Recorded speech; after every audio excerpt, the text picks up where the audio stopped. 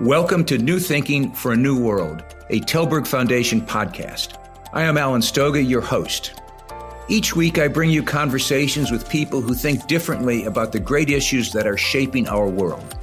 Geopolitics, disruptive tech, mass migration, the changing climate, culture wars, all of it is grist for our mill. I hope you enjoy listening. I also hope you will let me know what you think and that you join the conversation at telbergfoundation.org. And now for today's episode of New Thinking for a New World. In a year of global elections, something like half of the world goes to the polls this year. Immigration and immigrants are getting lots of attention. Most of it's negative. Policies are being tightened. The media is full of stories demonizing immigrants. Political candidates, especially populists, are demanding borders be shut.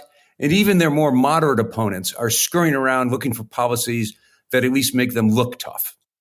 Once again, there's a growing sense that migrants are a problem. That's not particularly surprising in a world of increasing conflict, weak economic growth, and populist bombast. Who to blame? Blame the migrants. It's easy. Or perhaps focus on facts and try to drain some of the emotion out of the conversation. To do exactly that, my guest today is Andrew Selee, president of the Migration Policy Institute, which is based in Washington. He and his colleagues research and advocate for the kinds of well-thought-out, pragmatic immigration policies needed to build a secure and prosperous future around the world. Welcome, Andrew.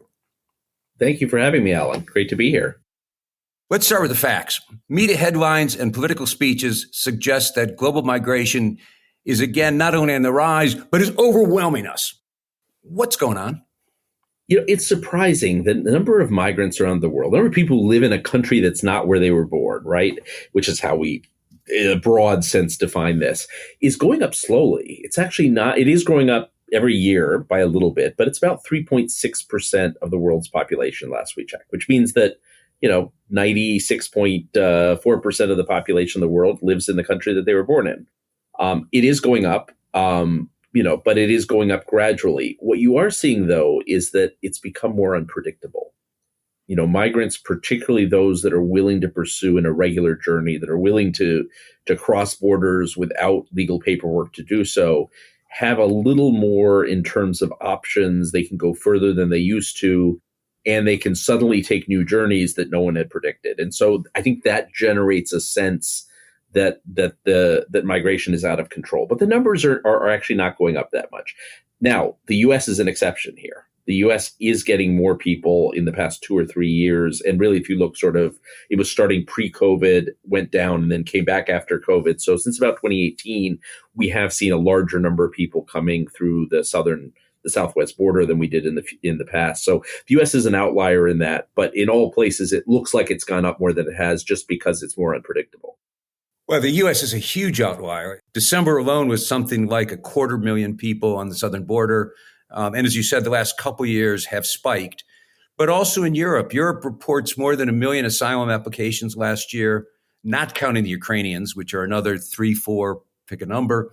10 countries in Europe, including a couple of the big ones, France and UK, Spain, have reported records. Again, these are relatively small numbers, but it depends on your perspective. So there's headlines. I saw just today that Sudan has sent something like 450,000 people because of the war into neighboring countries just in the last few months. So you get a sense that, yes, a lot of people are on the move. It may not be the kind of hysterical headlines, except perhaps in the U.S. Is this sort of steady state? It's hard to know. I mean, this has always throughout history gone up and down. I do think what has changed, though, is both communication technology and transportation. There are more flights to more places. There is more possible with the kind of communication, social media, technology that we have today to actually plan a journey across multiple countries that no one ever could have thought of at another time. And I wouldn't discount one other thing here, which will sound counterintuitive, but it may be also because the world's a little less poor than it once was. And look, there's an enormous amount of poverty around the world. But the reality is there was a time when most people could not actually think about making an international journey, or if they could, it was to a journey to the country next door. at most, some country that was maybe slightly better off than where they were. They're still poor, but they have a little bit of savings. They can actually think about, whether they invest in a smuggler and they invest in something, a small business or, a little more education. And when they look at the options, they say, look, I don't think staying here is as good as getting a smuggler and going somewhere else. And so, actually being slightly less poor may be another incentive for people to move, at least in the short term. Terribly important point. It's not that migration is a luxury good, that's an economist talking, but rather that you probably need some resources to move, except in the most extreme That's right. cases of violence and disorder. Exactly. Well, in extreme cases, people will move however it is, and they will often move sort of massively together, right? I mean, because they don't have a choice. But otherwise, people are making strategic choices about this. And the reality is people are still poor, but they have a little more. They were poor and immobile before, and now they're poor and mobile in many cases. And, I think that adds to this as well.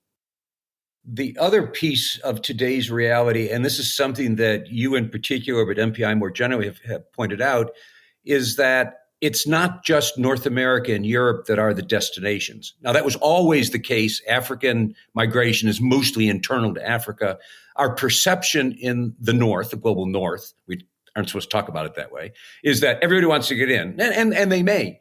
But you're looking at countries like Mexico, like Colombia, like Turkey, like Jordan, like South Africa, that in fact have become destination countries. Is that because they can't get into the US and Europe? It's because they can't get into the US and Europe, but it's also because those are decent destinations for many people, right? I mean, there was a time when, the other thing that's going on here is that the world is getting older, right? Lots of countries are getting older. The exceptions are, most of the countries in Africa, a couple countries in Southeast Asia, a handful of countries in the Western Hemisphere, Haiti, Guatemala, Honduras, Nicaragua. Maybe forgetting one or two there. But, most countries in the world are getting older. And so, some of these countries are both better off economically. They become middle income countries and sometimes upper middle income countries. And they have older populations with workforce needs. And so a country like Mexico suddenly becomes attractive, not for everyone. Most Guatemalans would probably rather get to the United States. But if you're worried about getting to the United States, if you think it's a dangerous journey and you're traveling with your child, or someone who's already living in Mexico suddenly becomes an interesting option, particularly in the north of the country, where in the more industrial parts of the country, where there are real labor market needs and where they're looking for ready and willing workers. And the same thing holds in Brazil, the same thing in Chile. I mean, Chile is getting a lot of migration these days because it's an attractive destination for people from other parts of Latin America, especially Venezuela. South Africa, as you mentioned, Turkey, certainly. And then, of course, there's the two other big drivers, the East Asia, which has been so far less open to large scale migration and physically a little bit removed, but where there are huge labor force needs, right, and aging populations. And then you have the Gulf, and the Gulf has exploded over the past 20 or 30 years and has been really willing to recruit guest labor. But there are now millions and millions of people from Asia and Africa moving, and a little bit the rest of the Middle East, but mostly Asia and Africa, moving to the Gulf and working there for periods of time and making money. And we can question the working conditions. They're not always great, but for many people, it's a step up from what they were doing before. The conclusion, I guess, of chapter 1 here is that more migration, not as crazy as the headlines might suggest it, but it's going to probably continue to grow for good reasons as well as bad reasons. That's right. I think that's exactly where we are. And look, the other aging societies, of course, are United States, Canada, Australia, European countries, right? I mean, we are going to need workers one way or another. We're going to need people paying into our pension systems. We're likely to need to figure out whether we want these people to come legally or we accept the fact that they're coming on unauthorized journeys, but they're going to come one way or another. So let's talk about some of the policies that countries are implementing. I know that you, MPI, have done some work recently with Bertelsmann in trying to set up a real-time monitoring of policy changes, in part because policies are changing pretty rapidly. Just recently looking at Europe, you've got Italy's deal with Albania, the UK's with Rwanda. You've got the French on again, off again. Did they really pass it or not pass new policy? You've got the EU new migration policy as a whole. Several capitals talking about deals with whether it's Egypt or Tunisia, and and even the notion of establishing asylum centers outside of Europe. We can keep them at home, we'll process them there, which of course is something that the United States has also tried. Are there common themes in all of that in terms of where policy is headed, good, bad, or ugly? So I think there's a little bit of everything, right? I think there's some instinct in many countries to say, let's just stop people from coming. And look, you can deter people. There's no question that enforcement can deter people. And if you make it uncomfortable for them to live where they've arrived, you might bring the numbers down a bit. But it has some downsides, right? I mean, if you make it uncomfortable for people who don't have documents but have been there for a long time, you also make it uncomfortable for their kids who may be citizens of the country. You may be driving out your workforce. And so there's some real questions you get into. But certainly that's one trend, right? The other trend is, can we begin to be a little bit more clinical about our asylum systems? Asylum systems have become overburdened almost everywhere in the world, at least in developed countries. And, can we make them a little bit more intentional, a little bit quicker, more fair at the same time, better able to give people protection if they in fact need it, but also able to sort out people who don't need protection and return them so that it doesn't create an unnecessary attraction.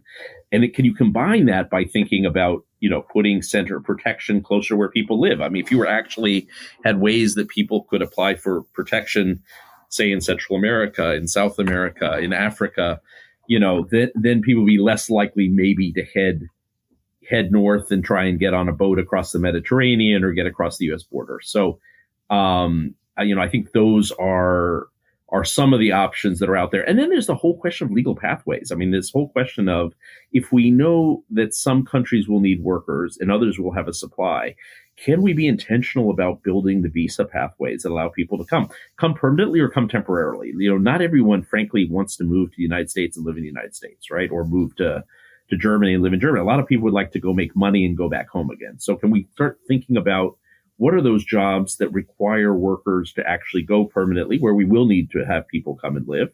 And what are the jobs where it makes sense for people to come temporarily? And by the way, are there jobs also that can be, it can be hybrid jobs or it can be remote jobs, which is, maybe people don't have to move. Maybe actually people can stay where they are. So let me drill down a little bit. You've got a couple of things going on. You've got countries, destination countries like Italy, like France, the UK, others, looking for two things, either for places outside, in this case, Europe, where they can send people who don't meet local requirements and or that will stop people from coming, process them before they actually get on a boat or a plane or walk. That kind of outsourcing, to use a word that is probably not humane enough, seems to be one of the pathways that some destination countries want to go. Can that be done, in your judgment, in a way that makes sense, that is coherent with law, never mind morality?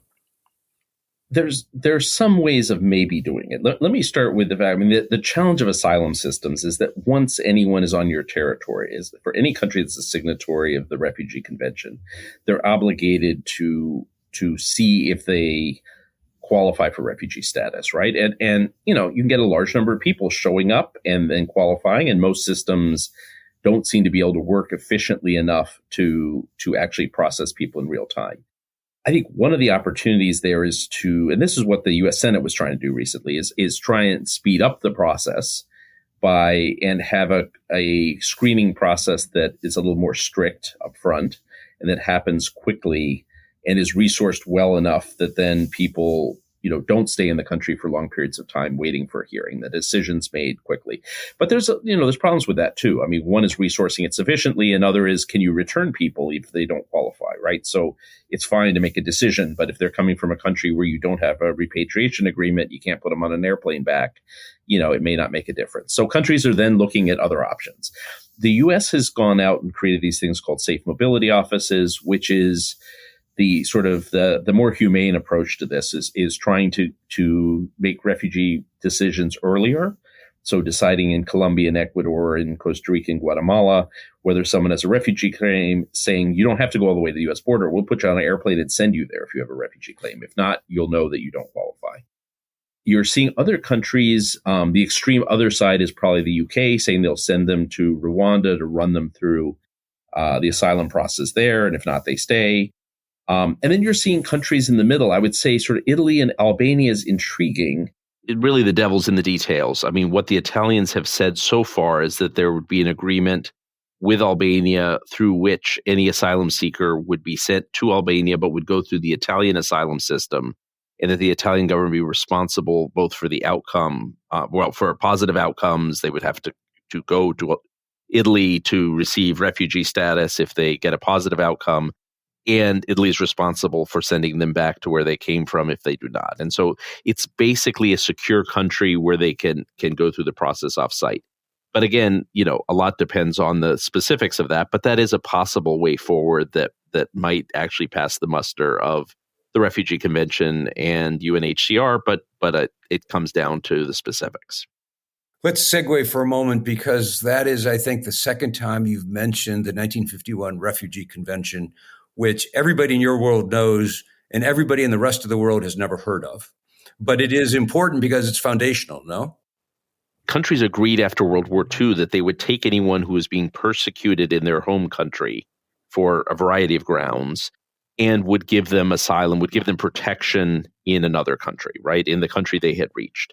And it was revolutionary. They had tried to do things like this before, but it was really revolutionary because they were thinking at the time of people who had been displaced because of the Holocaust, because of World War II, who were being displaced because of the Cold War dissidents in Eastern Europe and Soviet Union. But it has become, in a world that's in upheaval, it has become, increasingly a challenge to figure out how you give protection to everyone that crosses borders who has protection needs, who's being persecuted.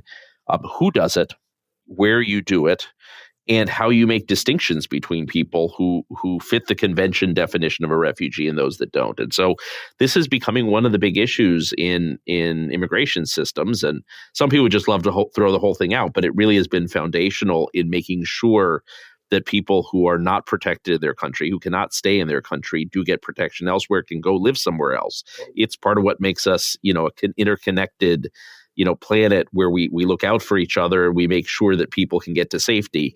But how you implement it is complicated in a world where people are more mobile. And to be precise, it is a convention that has been written into law in most countries in the world. That's right. Yeah, pretty much all modern democracies subscribe to it. There are a few that have some limitations, but most of them, and all the countries in the Americas and in Europe are subscribers to it, and most countries around the world. Do you know leaders who, young or old, regardless of where they live or what they do, who are changing the world? Leaders who are not content with what is and are working hard for what could be? If so, please nominate them for the Telberg SNF Eliasson Global Leadership Prize at telbergprize.org. The nomination period will open on March 15th. Let's go back to two other examples, both of which I would argue are in their own ways positive, you put air quotes on that word, because I'm going to ask about Ukraine and Venezuela. In both cases, horrific problems in the country, both countries produced massive diaspora, millions and millions of people in a very short period of time. And in both cases, in Europe, Poland and other countries pretty much welcomed the Ukrainians, gave them the right to work, tried to work with that diaspora for all sorts of political reasons. Similarly, in Latin America, much to certainly my surprise, the Venezuelans were welcomed in Colombia and other countries. Again, right to work, efforts to make their exile comfortable. I suspect in both cases, the hope is that this isn't a permanent transfer of population. So there is that asterisk next to the example. But how do you think about those two cases? And is there anything we can learn from them that might apply elsewhere? I think so. I mean, we've seen the last two big crises have been dealt with in creative ways. They did not invoke the Refugee Convention. There's a handful of Venezuelans and Ukrainians that have applied for asylum and gotten refugee protection. For the most part, most countries didn't do that. They found a different way of bringing people in on temporary visas or temporary statuses. In most countries. In the case of Europe, it was relatively easy once they decided it because they have something called the Temporary Protection Directive. All the countries in the European Union agreed to it, and Ukrainians already had visa-free travel to Europe, so they could get to Europe. And what the directive says is that in any of the countries of the European Union, they can stay as long as the directive allows, which is up to 3 years. They keep approving new years, but they have to figure out what to do after 3 years, actually. And they're entitled to the same rights as people in those countries, which means they can work, they can go to school, they have access to health care. And it's been a very easy transition. When you talk to people, it's been tough on some of the frontline countries that get large numbers like Poland. But overall, the countries where a lot of people are going, Germany and Spain, for example, have been able to deal with this because it's a very managed process. And you see the same thing in Latin America. I mean, these are countries that don't have the same sort of infrastructure, and they didn't all make the same decision. Each country made a different decision. Colombia's got 2.8 million Venezuelans. Colombia, that was a country that had almost no immigrants, suddenly has 2.8 million, 6% of their population is born in Venezuela. 1.5 million in Peru, 500,000 in Ecuador, and 500,000 in Chile, 500,000 in Brazil. I mean, you can go down the line. Most of these countries have made some sort of allowance that has allowed people to stay legally, to go into the labor market, to access education and some part of the healthcare system. And you know what? They're being rewarded for it, because what you find out is people come in, they work, and they contribute to, the economy of the countries. And because they've given them legal status, it's a lot less difficult than if you were dealing with people who were seen as arriving illegally. And the process, the underlying foundation is different for both Ukraine and Venezuela. There's an empathy for what these people are going through in their own countries. There is a cultural affinity. Difference between the Polish culture and the Ukrainian culture is minimal. You have religious values, et cetera, et cetera. Those might be special cases, but they're positive cases. I mean, they're cases that perhaps could indeed be built on. I think that's right. I don't think we can generalize and say everywhere in the world will do the same thing. It helps that they're educated populations. I mean, Venezuela was the most educated and the wealthiest country for a long time in South America. And generally speaking, Venezuelans are on average just a little bit more educated than the countries where they've arrived. In some cases, quite a bit more educated. Ukrainians are fairly well educated, not a wealthy country, but the high education level. And what you say, cultural affinity, and then foreign policy, right? There was the whole question that the enemy of my enemy is my friend, right? These are people who are fleeing from tyrannical regimes. In the case of Europe, it's, everyone's solidarity with Ukraine over the Russian invasion, not wanting to be next themselves. In the case of Latin America, looking at Maduro and the Venezuelan regime as a regime that is an outlier and wanting to show their solidarity. So foreign policy played into this too. And I don't think we should discount this. By the way, the refugee system worked really well during the Cold War, in part because people took in those that were fleeing from their enemies, right? And so these foreign policy considerations mattered. Why did the U.S. take in so many Vietnamese? Because the U.S. had supported the South Vietnamese government. On the other hand, you've got the Middle East, you've got some of the African wars, you have Central America, you have issues in Asia like the Rohingya that are almost uniformly treated badly, that are almost uniformly not welcome, and hence swell the illegal line because they can't get anywhere through the legal line. But how ought we think about that handful of places that don't have the kind of empathy or sympathy that certainly help a Ukraine or a Venezuela? It's a lot tougher. I mean, the reality is they're not going as far. They're going to countries that have a lot of extreme poverty. They're going to countries with weak institutions to be able to maintain them. And what tends to end up happening is the international community steps in to maintain them, right? And you have Somalis in Kenya, for example, who have been there for decades and are basically maintained by the international community, but don't have the ability to move into a dignified life where they're in the labor market and starting over again, which has been the magic, I think, for Venezuelans and Ukrainians. Again, with lots of problems, it's never easy to start over. It's never easy to be driven out of your homeland by any means. But they've been able to start. At least the countries have given them the ability to start their lives over. That's not true if you're in a refugee camp. If you're a Sudanese who's in a refugee camp in a nearby country or Somalia, I mean these are. Or in the case of Syrians who are in protracted situations in Jordan and Lebanon. So I think that's a tough question. It is I think a question that we should be learning from the Ukraine and Venezuelan experiences, that it may actually be better for some of the host countries if these people can move into the labor market, can start over and have jobs, can not be in refugee camps, but actually can begin to live lives of dignity. Uganda has tried to do this actually with a lot of the African refugees that have arrived, and it's so far paying off in the case of Uganda. Ethiopia has started as well. But we have to get beyond the notion that the international community is going to just do care and feeding. That doesn't preserve people's dignity and doesn't help them start over. And then there's always the question of, can people go back? But what we know from past experiences, once someone has been out of their country in a protracted situation for 3 or 4 years, rarely do things get patched up enough in the country they were expelled from for them to be able to go back. And people start their lives over in some cases as well. We've talked about the numbers. We've talked about policy a little bit. Let's talk about politics. And there I'm going to start uncomfortably with geopolitics. We have talked about Europe, good, bad. We've talked about America. We'll talk about that more, good, bad.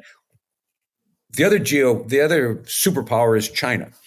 And China tends never to come up in these conversations, partially because nobody wants to go to China so that they don't have to cope with a refugee problem. But are they playing, as they become more important globally, a serious power in the multilateral framework? Do they play any kind of role on this issue? And if so, what? China has been somewhat ambivalent on these issues. They have at times supported the international refugee regime, but they have a less clear place on this than other countries. And for the most part, they're not in danger of people headed towards China. But China is also at a turning point, right? China has not had to think about immigration because it had such a large internal population. And migration from rural areas to mid-sized cities and mid-sized cities to big cities has done for China what, as it's industrialized sort of from the east to west, it has done for China what immigration from other lands has done for other countries. But China is reaching a point where there's not that much more internal migration to happen. And I think there will be a question in the coming years of, does China open up in some way to immigration? And they have had some immigration from nearby countries, a little bit from Africa. They've tried to attract top-level talent primarily from the Chinese diaspora abroad. But I do think there's a pending conversation. You start to hear this from some Chinese thinkers about whether China needs an immigration policy.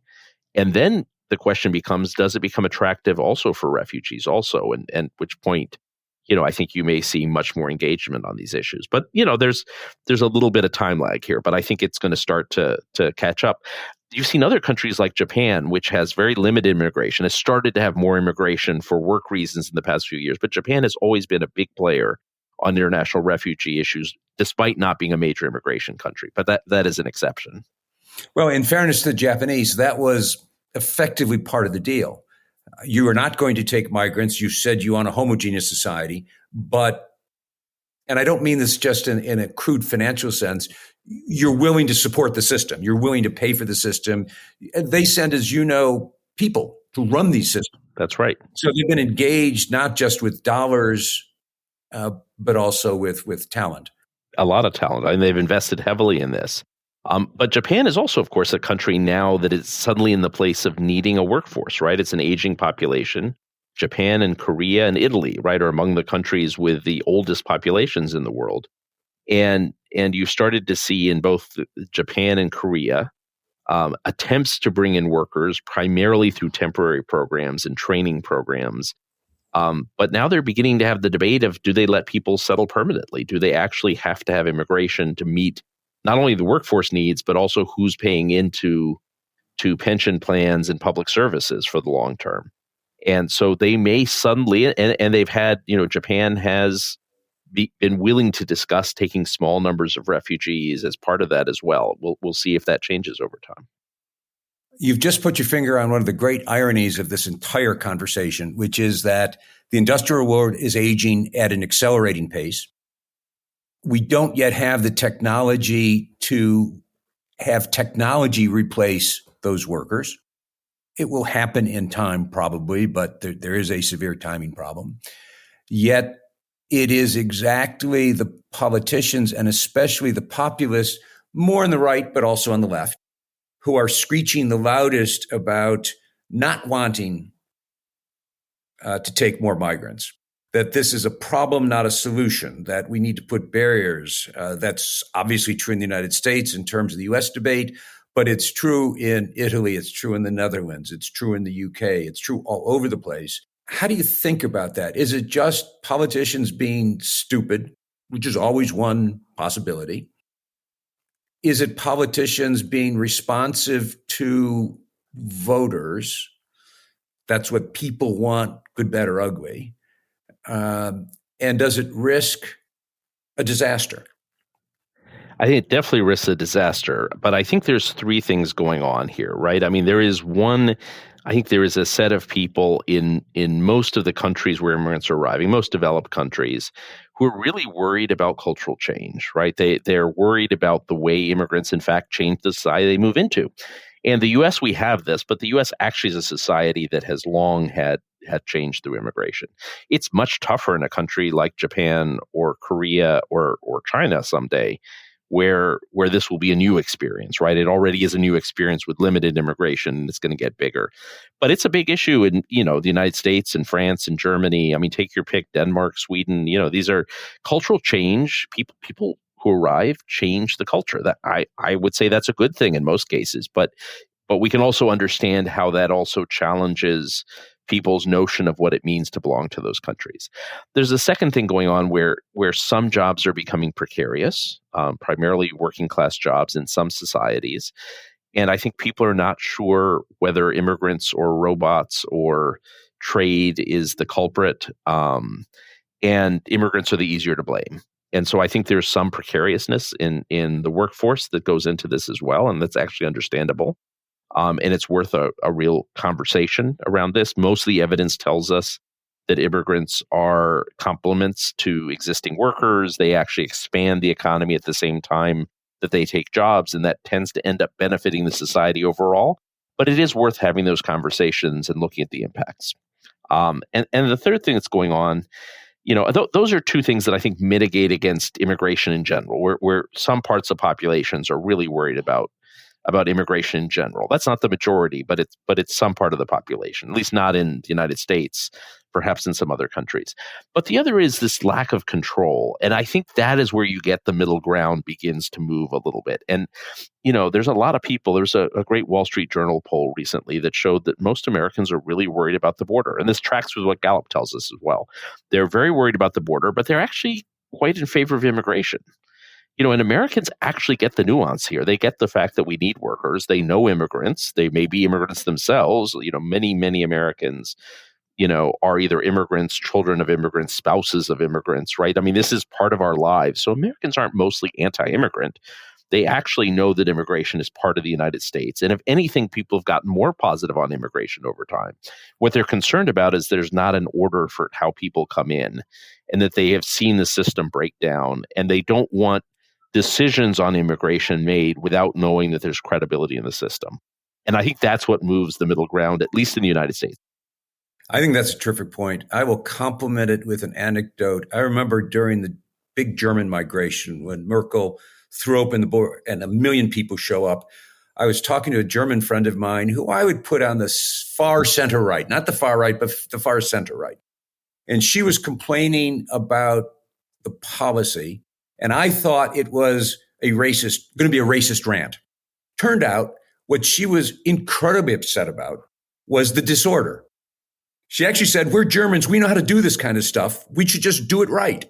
And so it makes your point that part of the failure of the system, which is to say the failure of the politicians and the institutions, is that we have the messes that I can watch on my TV, whether it be in Italy or in the United States or in Britain, solving that problem, getting competence back into government. I think it's a general problem, but it's a very specific issue with regard to this space, I think.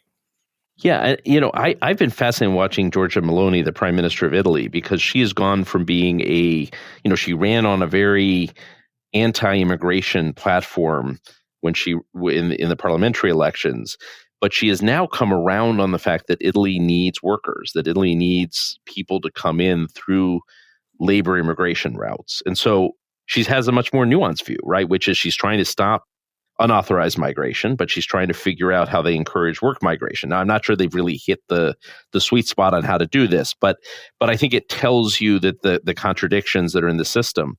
In the United States, I think there's, Republicans have often in recent years erred on the side of thinking that they can just keep people out.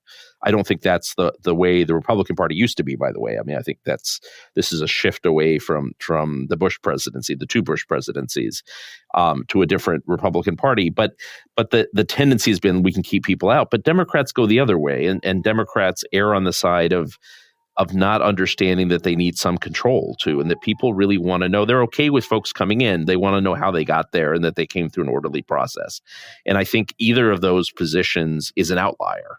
Most Americans are somewhere in the middle, and I think most people in most countries are somewhere in the middle. The middle may be at slightly different places in different countries. There may be different comfort levels with immigration overall.